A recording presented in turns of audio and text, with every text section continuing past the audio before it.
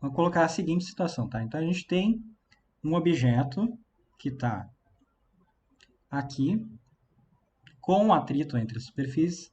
Esse objeto tem uma massa de 10 quilogramas e a gente vai colocar uma força constante, tá? De 40 newtons aqui para a direita, uma força horizontal de 40 newtons para a direita, constante atuando sobre esse objeto.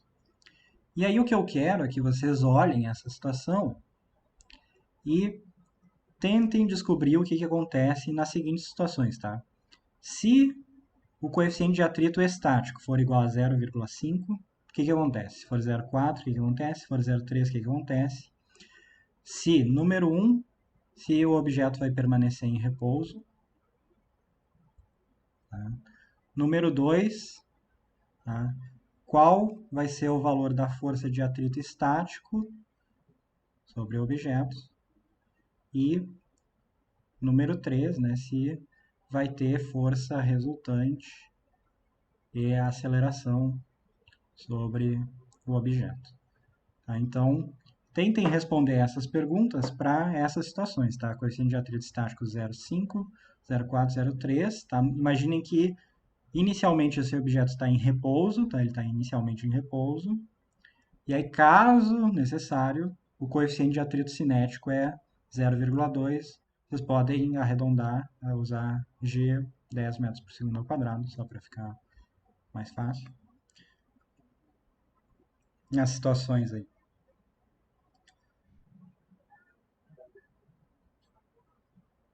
Então, exato. Tá? Então, mais alguém conseguiu, então é exatamente isso, tá? Então, quando é 0,5 ou 0,4, permanece em repouso, tá? Então, vamos fazer isso rapidinho aqui, explicar para vocês.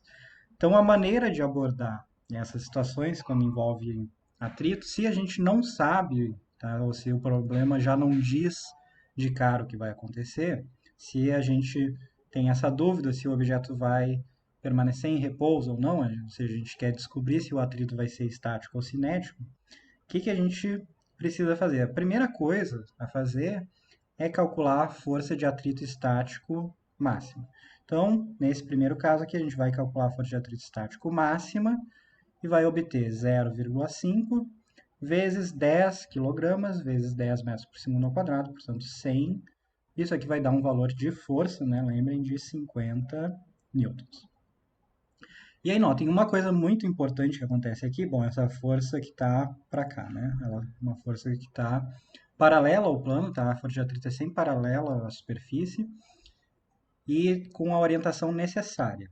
Então, a gente calcula sempre o módulo, na verdade, da força de atrito e a orientação dela é dada pelo problema, ou seja, pelas forças envolvidas, ali, pela situação física descrita. E aí uma coisa que vocês têm que cuidar sempre, que é um erro bem comum que acontece, é vocês vão lá, calculam esse valor de força de atrito estático máximo, isso dá 50 newtons, e aí vão ali e dizem que o valor da força de atrito estático é 50 newtons. Então, eu pergunto para vocês, eu poderia dizer que o valor dessa força de atrito estático aqui é 50 newtons? Sim ou não?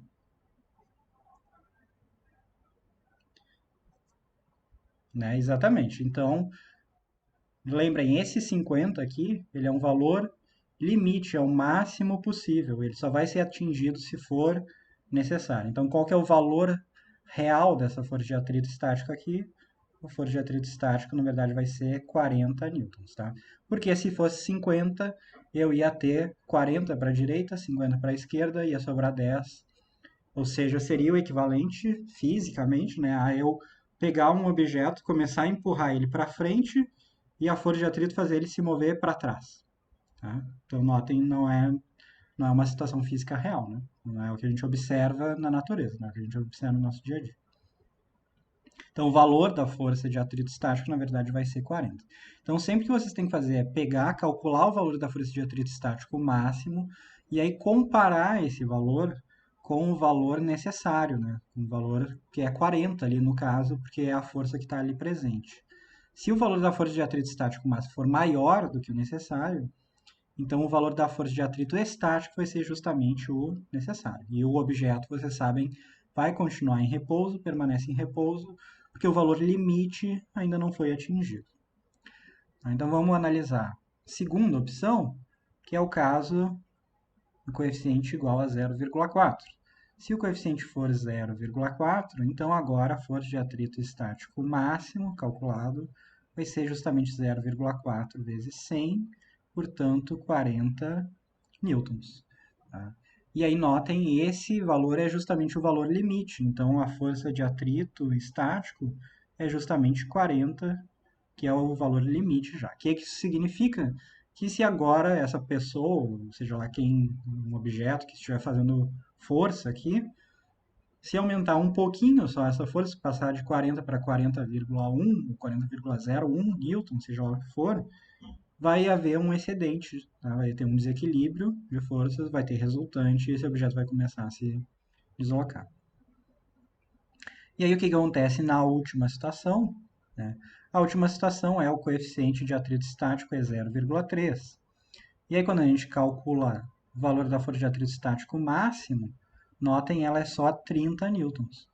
E aí vejam o que acontece. Esse valor aqui é menor do que o necessário para manter essa coisa em repouso. Eu preciso de 40, eu só posso ter 30. Então o que vai acontecer? Essa coisa não vai mais permanecer em repouso, ela vai deixar de estar em repouso e vai entrar em ação o coeficiente de atrito cinético, que é 0,2, porque vai ter deslizamento. E aí qual vai ser o valor da força de atrito? Agora vai ser a força de atrito cinético, portanto 0,2 vezes 100, então 20 newtons. E aí o que acontece? Se eu mantenho essa força aqui de 40 newtons, então a soma de forças agora sobre esse objeto vai ser mais 40, porque está para a direita, e direita vai ser positivo para mim, menos 20, que é o atrito cinético, portanto eu vou ter 20 newtons de força resultante. E aí se eu tenho 20 newtons de força resultante, eu vou ter a aceleração igual a 20 dividido por 10, 2 metros por segundo ao quadrado. Tá? Então vejam, essa é a maneira de lidar com essas situações. Eu coloquei aqui uma situação equivalente, tá? Que é a única diferença é que em vez de o objeto estar sendo empurrado por uma força de 40 newtons, ele está sendo puxado com o auxílio de uma corda ideal. Se vocês forem analisar as situações, vocês vão ver que vai ser exatamente a mesma coisa, tá? Então lembrem, não faz diferença para a gente se a gente está empurrando ou está puxando aqui. O objeto é o mesmo, as superfícies são as mesmas, as forças são as mesmas, então tudo vai ser igual.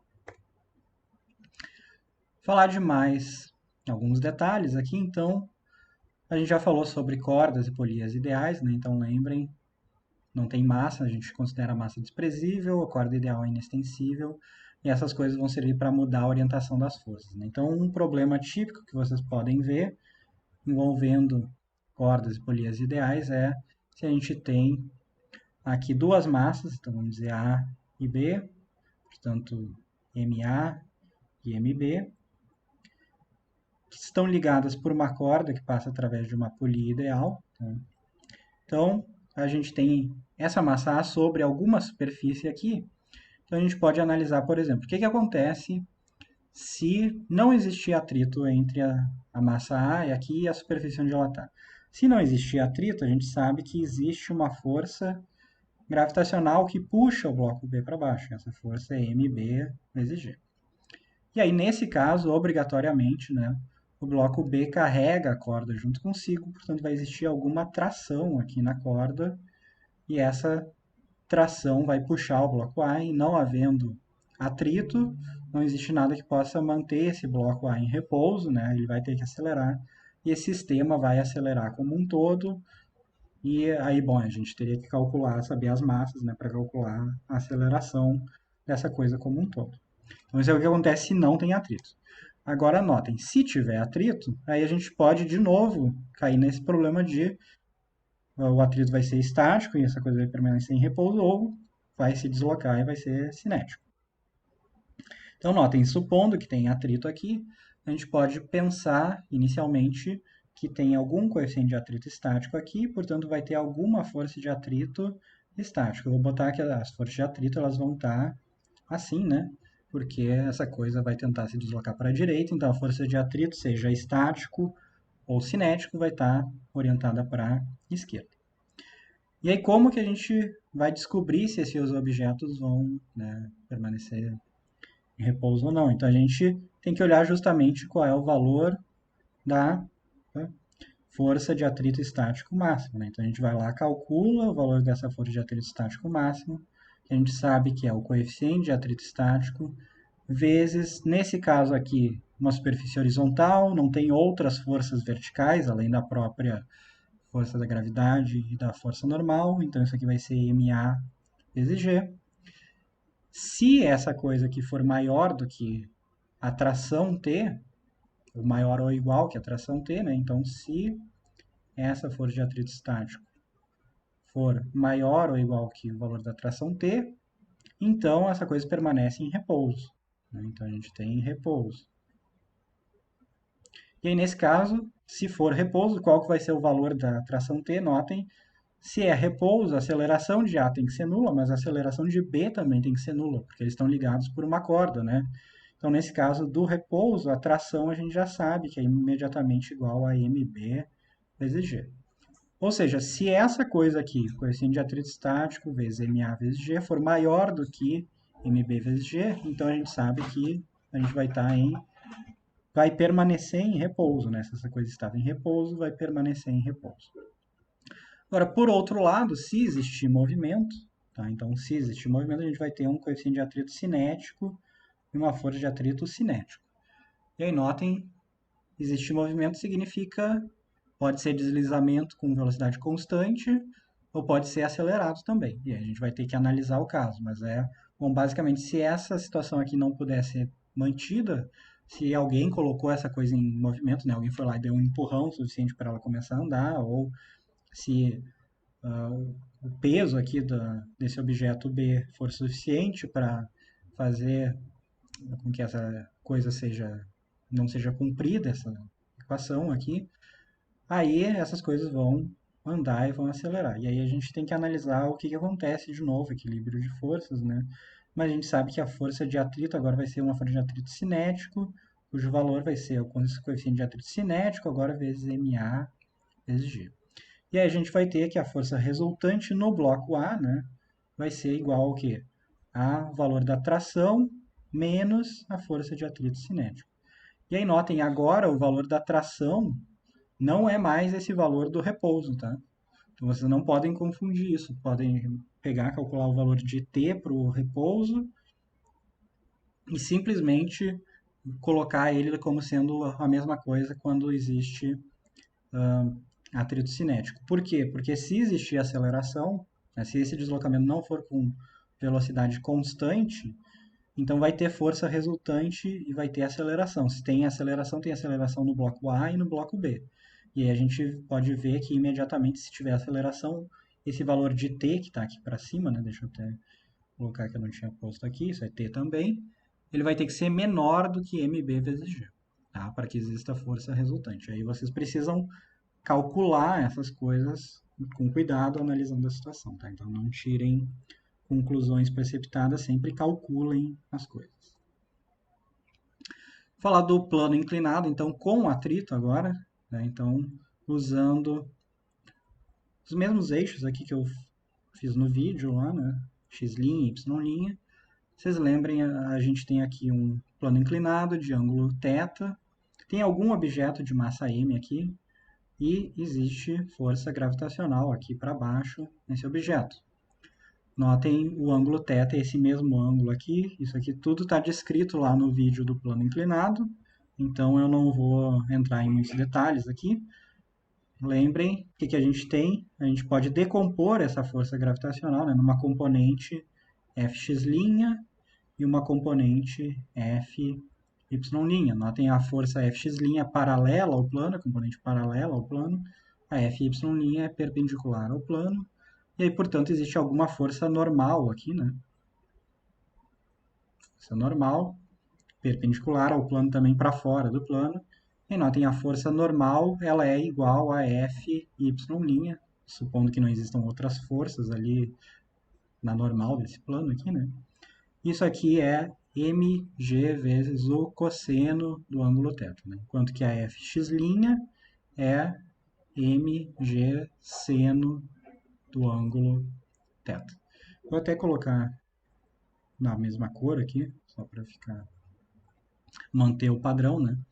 Então, a f x' é mg seno do ângulo θ.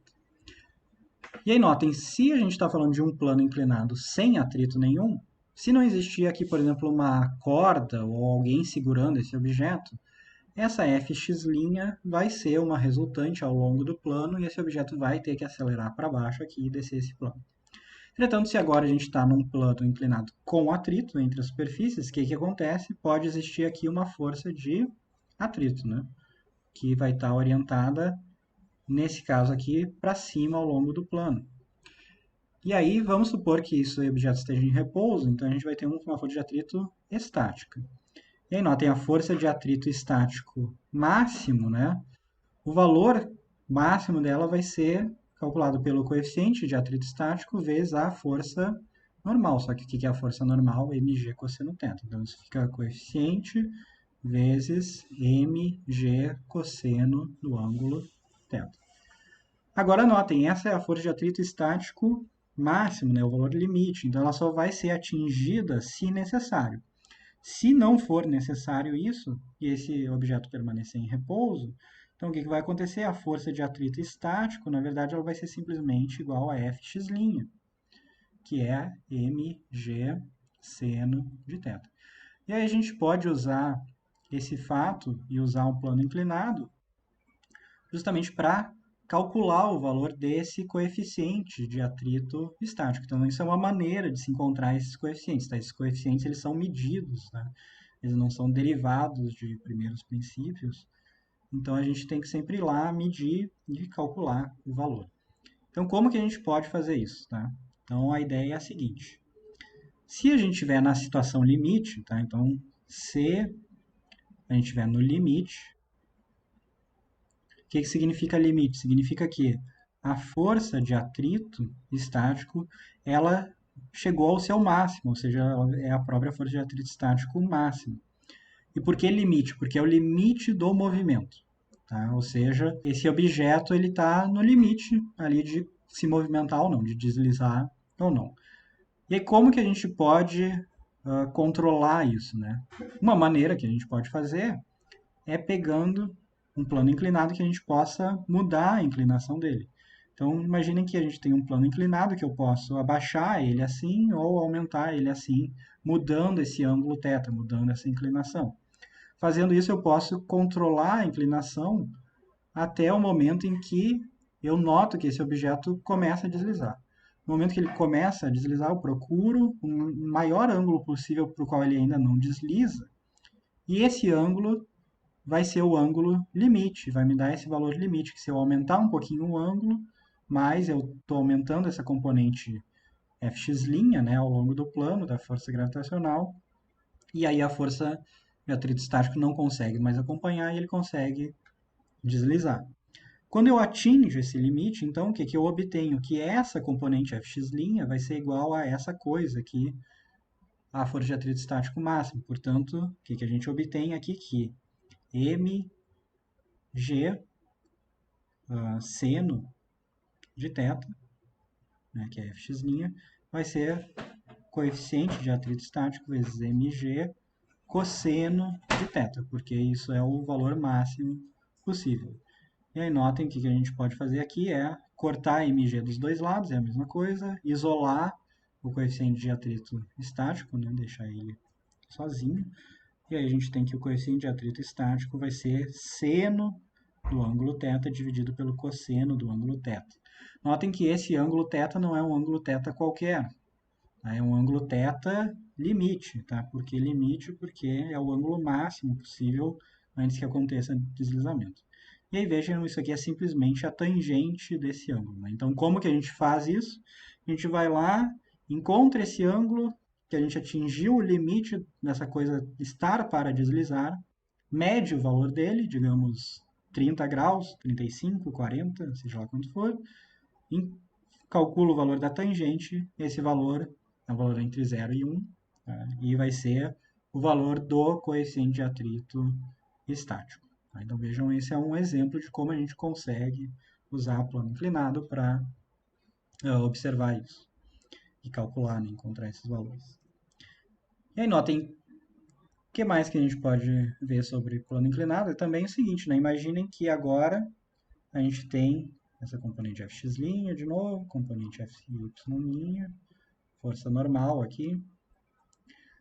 Agora, nada impede que a gente tenha também deslizamento, ou que a gente tenha, por exemplo, imaginando que a gente tem ainda uma situação de repouso, né? A gente poderia ter também aqui uma força sendo aplicada. Então, alguém está ali fazendo uma força para cima ao longo do plano.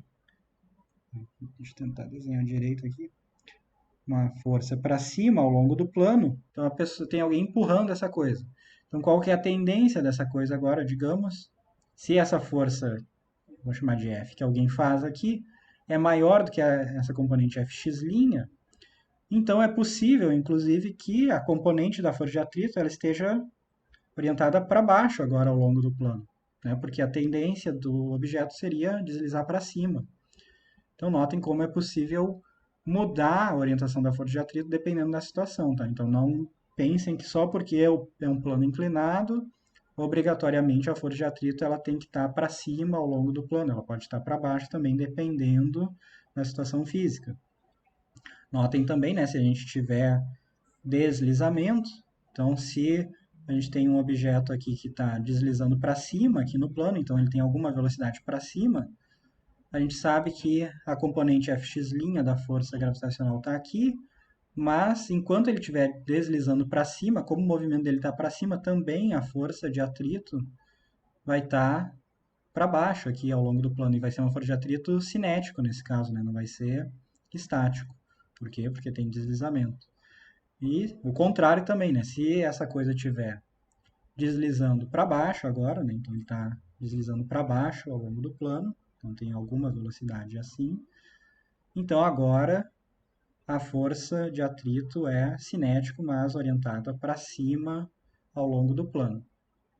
Qual que é o valor dela, né? Força de atrito cinético, a gente sabe, vai ser o coeficiente de atrito cinético vezes a força normal, né? Nesse caso, isso aqui é coeficiente de atrito cinético vezes mg cosseno do ângulo θ de inclinação do plano, né? Seja lá que valor de θ for esse, né? Então tá aqui no plano com θ, θ, θ também. Tá? E aí quem não sempre em sentido contrário ao do deslizamento, se houver deslizamento, ou da tentativa de deslizamento. Tá? Então você sempre tem que olhar isso, para onde essa coisa está tentando ir. Ela está tentando subir o plano ou descer o plano. E aí a força de atrito vai estar ao contrário.